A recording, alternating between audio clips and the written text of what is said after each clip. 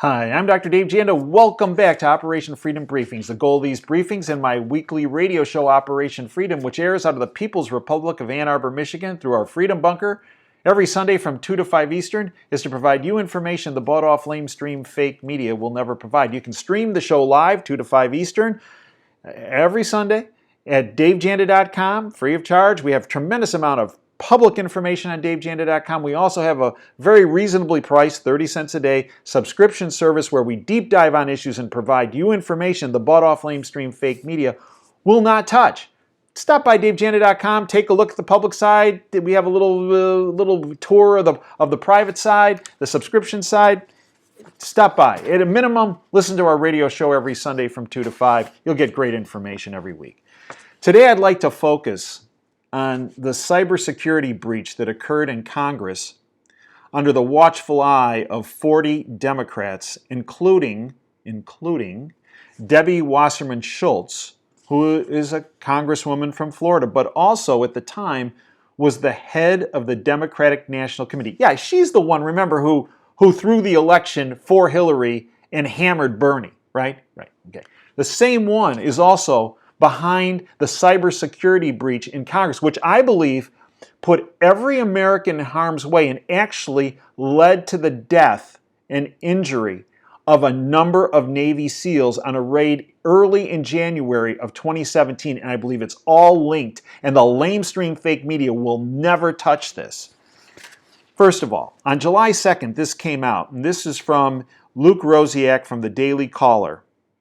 Great report. Headline, in newly obtained memo, Congress's top cop said House Democratic caucus server vanished. A secret memo dated February 3rd, 2017, that just saw the light of day in July of 2018, this secret memo dated February 3rd, 2017, marked urgent, detailed how the House Democratic Caucus's server went missing soon after it became evidence in a cybersecurity probe. The secret memo also said more than 40 House offices may have been victims of IT security violations.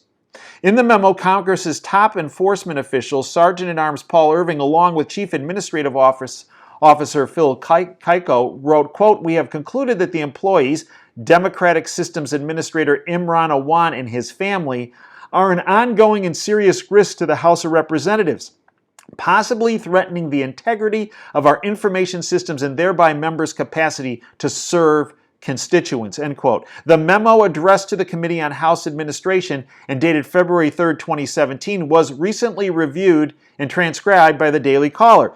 It details how the caucus server run by then caucus chairman Representative Xavier Becerra, who's now the Attorney General in California, was secretly copied by authorities after the House Inspector General identified suspicious activity on it. But the Awans' physical activity was not blocked. It was bait. They copied it and left it there as bait. Next step. But after the report reads, the server appears to have been secretly replaced with one that looked similar. Can you say obstruction to justice?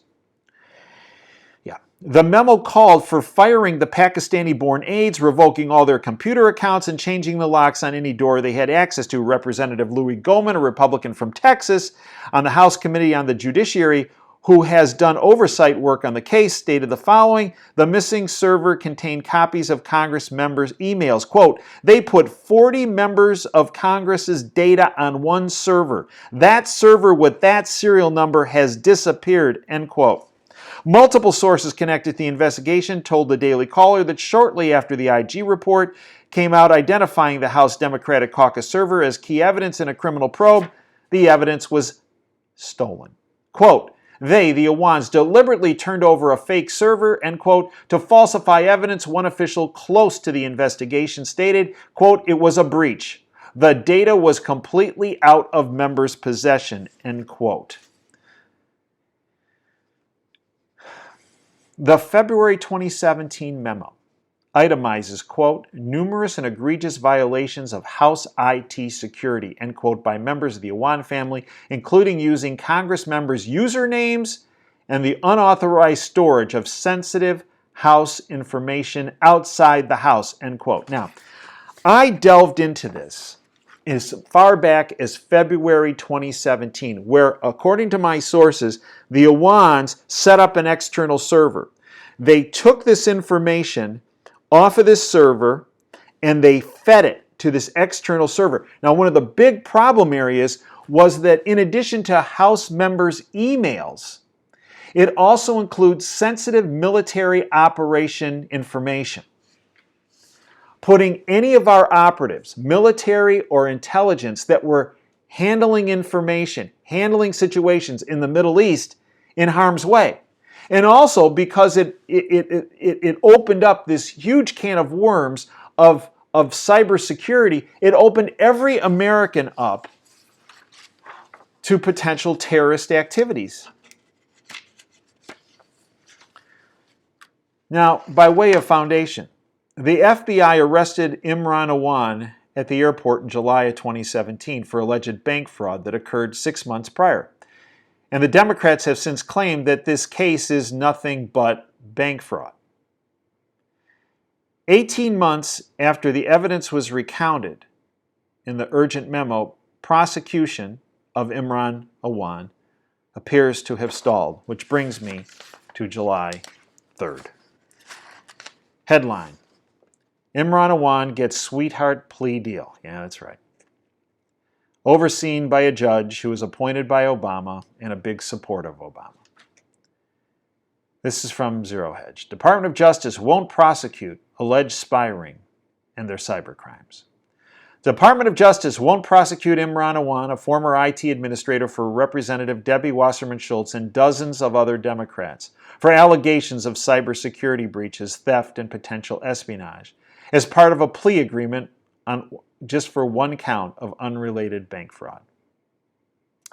Awan withdrew hundreds of thousands of dollars after lying on a mortgage application, pretending to have a medical emergency that allowed him to drain his wife's retirement account. He then wired large sums of money to Ware, Pakistan in January 2017. That's what they got him on.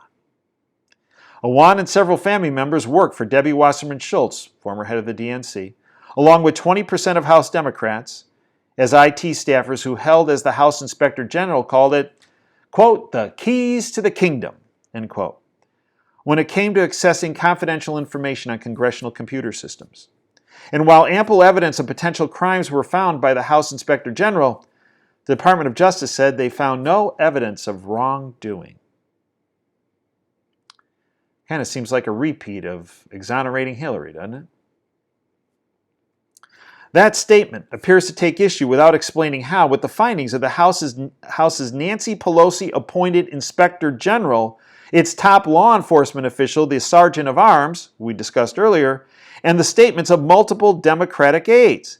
In September 2016, the House Office of the Inspector General gave House leaders a presentation that alleged that Alvi Imran, brothers Abed Awan and Jamal Awan, and a friend were logging into the servers of members who had previously fired him and funneling data off the network to an external server that got to the Middle East. It said evidence, quote, suggests steps are being taken to conceal their activity and that their behavior mirrored a classic method for insiders to exfiltrate data from an organization. Server logs show it said that Awan family members made unauthorized access to congressional servers in violation of House rules by logging into the servers of members who they didn't work for. Awan was arrested at Dulles Airport while attempting to flee the country one day after reports emerged that the FBI had seized a number of, quote, smashed hard drives and other computer equipment from his residence. While only charged with bank fraud, there is ample evidence that the Awans were spying on members of Congress through their access to highly sensitive information on computers, servers, and other electronic devices belonging to members of Congress. Well, hold on. Let's look at the plea deal. Here's what it says.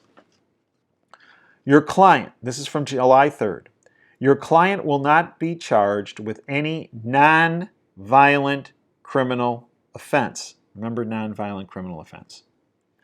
In violation of federal or District of Columbia law, which was committed within the District of Columbia by your client prior to the execution of this agreement, and about which this office was made aware. So, initially, so it looks like he's walking. He cut a plea deal. Now, that doesn't mean he's not providing huge information about Debbie Wasserman Schultz and the 40 Democrats that allowed this to occur and keep occurring, because they were aware of this breach, yet they kept him employed and they kept it going. But when you read, it's a 10-page agreement, when you get to the very end of the agreement, because this is really important, because a lot of people picked up on this and read the first paragraph and said, oh, it's a complete walk, another Department of Justice travesty, the rule of law. I get it. I understand what those people are saying. They're right. But when you read further on at the very end of the agreement, your client further understands that this agreement is binding only upon the criminal and superior court divisions of the United States Attorney's Office for the District of Columbia. It's good only in the District of Columbia, the plea deal. This agreement does not bind the civil division of this office, even in the District of Columbia, or any other United States Attorney's Office. Remember, Sessions appointed Huber, right, from Utah. I mean, Utah's not in the District of Columbia, right? Huh? Nor does it bind any other state, local, or federal prosecutor. It also does not bar or compromise any civil, tax, or administrative claim pending or that may be made against your client. Now, what this does, this agreement, it gets information out of Imran to go after Wasserman Schultz and the other Dems that were aware of the security breach but allowed it to occur. What it also does, it moves the case out of D.C., out of an Obama-appointed judge who was a supporter of Obama, who's going to protect the Dems and Obama at all costs. This does not preclude other prosecutors from other states to take action against Imran Awan. And it also doesn't prevent him being brought in front of a military tribunal and as an enemy combatant. Now, why is that? I take you back to January 2017, right after Trump was inaugurated. There was a Navy SEAL raid in Yemen. It's supposed to be a secret raid occurred. Surprise. It wasn't. The field reports indicated that Al-Qaeda was aware that this raid was going to occur. How did they get that information? My sources tell me that information came from the Awans, from the servers, from the information that was leaked through the military operations through Debbie Wasserman Schultz and her cohorts, their Democratic cohorts, was offloaded by the Awans to another server and distributed throughout the Middle East and made Al-Qaeda aware of what the SEALs were going to do on this operation. It led to multiple injuries and it led to the death of a Navy SEAL, William Ryan Awans. So in this plea, non-violent criminal activity, we're talking about the death of a Navy SEAL. Violent. I take you back to Trump now at the end of February. He gave a joint address to Congress. It was essentially a State of the Union address. It was a month after he was inaugurated. And he had as his guest Karen Owens, the widow of Navy SEAL William Ryan Owens, who died in that raid in Yemen. You see, I believe Trump asked Karen Owens to that speech for several reasons. To one, honor William Ryan Owens. Honor his service to our country. Honor his sacrifice for our freedoms in our country. But I also believe he asked Karen Owens there to send a message to the people who are responsible for her husband's death. The people responsible were Debbie Wasserman Schultz and the 40 Democrats that were aware that the Awans were funneling information out of their system 2 external servers, which were then utilized by, in this case, Al-Qaeda in Yemen, to injure and kill the members of that SEAL team that were on that raid. Article: An emotional moment of the speech, Trump addresses Navy SEAL's widow. This is on February 27, 2017. Karen Owens, the widow of Navy SEAL William Ryan Owens, fought back tears as President Trump addressed her during his speech to a joint session of Congress. Navy SEAL William Ryan Owens died in the first such operation approved by the new president. She wept as Trump spoke directly to her. Quote, and you probably remember this. It was very moving.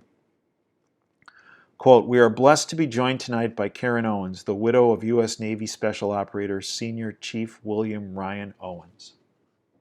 At that point, everyone from Congress, everyone on the floor for this joint meeting stood up and applauded, gave a standing ovation.